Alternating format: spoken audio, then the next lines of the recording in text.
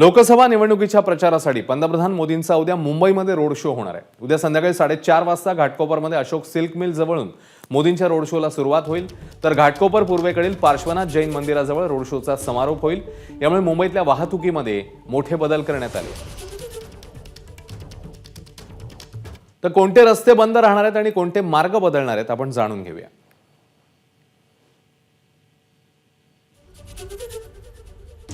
LBS मार्ग उद्या दुपारी 2 ते रात्री 10 पर्यंत बंद असेल। मेघराज जंक्शन ते आरबी कदम जंक्शन दुपारी 2 ते रात्री 10 या काळात बंद असणार आहे। संपूर्ण एलबीएस मार्गावर आज आणि उद्या नो पार्किंग असेल। एलबीएस मार्गाला जोडणाऱ्या मुख्य रस्त्यापासून 100 मीटर पर्यंत नो पार्किंग झोन असेल। घाटकोपर जंक्शन ते साकीनाका जंक्शन दरम्यानच्या वाहतुकीत देखील बदल करण्यात आले।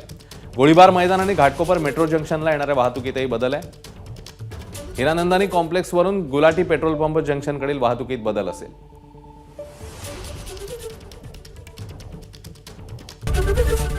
एबीपी माझा, उघडा डोळे बघा नीट।